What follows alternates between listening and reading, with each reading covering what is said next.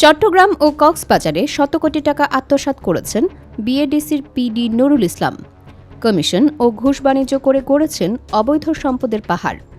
সরকারের সাথেও করেছেন ভয়ানক জালিয়াতি। এখনও সিন্ডিকেট করে চালাচ্ছেন ঘুষ বাণিজ্য, দুদক অভিযোগের প্রস্তুতি ও বিভাগীয় তদন্তের দাবি। বিস্তারিত দেখুন সালে কায়সারের করা ৩ পর্বের ধারাবাহিক অনুসন্ধানী প্রতিবেদনের প্রথম পর্বে। বাংলাদেশ কৃষি উন্নয়ন কর্পোরেশন বিএডিসিতে প্রকল্প ও কেনাকাটাকে কেন্দ্র করে ব্যাপক অনিয়ম, কমিশন বাণিজ্য এবং সিন্ডিকেট নিয়ন্ত্রণের অভিযোগ উঠেছে। সংশ্লিষ্ট সূত্র ও একাধিক অভিযোগপত্রে বলা হচ্ছে, চট্টগ্রাম ও কক্সবাজার জেলায় ভূ-উপরিস্থ পানির মাধ্যমে সেচ উন্নয়ন প্রকল্পকে ঘিরে শত শত কোটি টাকার অনিয়মের একটি চক্র গড়ে উঠেছে প্রকল্প পরিচালক নুরুল ইসলামের সিন্ডিকেটে। অভিযোগ অনুযায়ী একসঙ্গে প্রায় ২৫০টি উন্নয়ন কাজের দরপত্র আহ্বান করে একটি নির্দিষ্ট সিন্ডিকেটকে সুবিধা দেওয়ার চেষ্টা করা হয়েছে। বিএডিসি এর একাধিক কর্মকর্তা নাম প্রকাশ না করার শর্তে জানান, সাধারণত প্রকল্পভিত্তিক কাজ ধাপে ধাপে করা হলেও এখানে একসঙ্গে বড় পরিসরের দরপত্র আহ্বান করায় নজরদারির সুযোগ কমে যায় এবং কাজের মান নিয়ন্ত্রণও দুর্বল হয়ে পড়ে। তাদের দাবি, নির্দিষ্ট কিছু ঠিকাদারকে সুবিধা দিতে গোপনে দরপত্র সংক্রান্ত তথ্য আগেই পৌঁছে দেওয়ার অভিযোগও রয়েছে। অন্যদিকে প্রকল্প সংশ্লিষ্ট বিভিন্ন নথি ও অভিযোগপত্রে বলা হয়েছে, টেন্ডার প্রক্রিয়ায় ১০ থেকে ১৫% পর্যন্ত কমিশন আদায়ের অভিযোগ রয়েছে। ঠিকাদারদের বিল ছাড় করতেও কমিশন দাবি করা হতো বলে অভিযোগ তুলেছেন একাধিক ঠিকাদার। কেউ কমিশন দিতে অস্বীকৃতি জানালে বিল আটকে দেওয়া হতো বলেও অভিযোগ পাওয়া গেছে। নুরুল ইসলামের বিরুদ্ধে আরও অভিযোগ রয়েছে যে বিভিন্ন সময়ে তার ঘনিষ্ঠ ঠিকাদারদের মাধ্যমে নিম্নমানের নির্মাণ সামগ্রী ব্যবহার করে কাজ সম্পন্ন করা হয়েছে। এর ফলে কিছু অবকাঠামো নির্মাণ শেষ না হতেই ফাটল, প্লাস্টার খসে পড়া এবং বৈদ্যুতিক কাজের ত্রুটির মতো সমস্যা দেখা দিয়েছে বলে তদন্ত প্রতিবেদনে উল্লেখ থাকার কথা জানায় সংশ্লিষ্ট সূত্র। অভিযোগের ধারাবাহিকতায় তার বিরুদ্ধে সম্পদ অর্জনের বিষয়েও প্রশ্ন উঠেছে।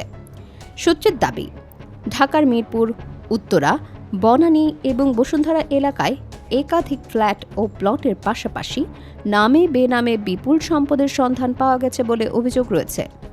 তবে এসব সম্পদের বিষয়ে আনুষ্ঠানিকভাবে কোনো কর্তৃপক্ষ চূড়ান্ত যাচাই প্রকাশ করেনি। এর আগে বিভিন্ন সময় বদলি ও দায়িত্ব পরিবর্তনের পরও একই ধরনের অনিয়মে জড়ানোর অভিযোগ উঠেছে তার বিরুদ্ধে। হবিগঞ্জের দায়িত্বকালীন সময়ে একটি অফিস ভবন নির্মাণ প্রকল্পে ৩৬টি খাতে অনিয়মের অভিযোগ উঠে, যেখানে নিম্নমানের কাজ এবং অসম্পূর্ণ কাজকে সম্পূর্ণ দেখানোর অভিযোগ ছিল বলে তদন্ত প্রতিবেদনে বলা হয়েছে।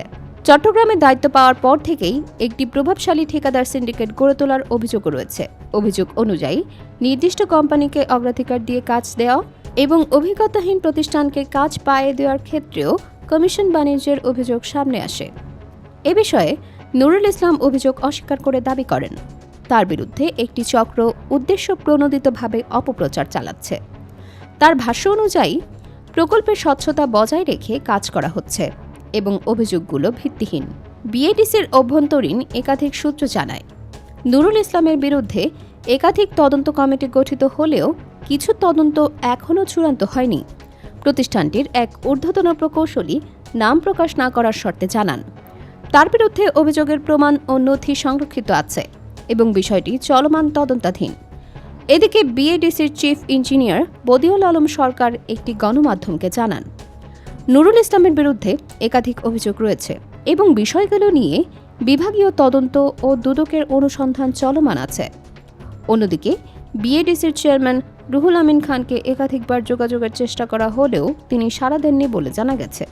পরে জানা যায় তিনি বর্তমানে বিদেশ সফরে রয়েছেন। সব মিলিয়ে বিএডিসির মতো একটি গুরুত্বপূর্ণ কৃষি উন্নয়ন প্রতিষ্ঠানে প্রকল্প ব্যবস্থাপনা ও কেনাকাটাকে কেন্দ্র করে ওঠা এসব অভিযোগ নতুন করে প্রশ্ন তুলেছে স্বচ্ছতা, জবাবদিহি এবং নিয়ন্ত্রণ ব্যবস্থার কার্যকারিতা নিয়ে। দর্শক, পরবর্তী পর্বে থাকতে বিস্তারিত চোখ রাখুন দৈনিক অগ্রযাত্রা প্রতিদিনে। অগ্রযাত্রা প্রতিদিন, নির্ভীক প্রত্যয়ে উজ্জীবিত।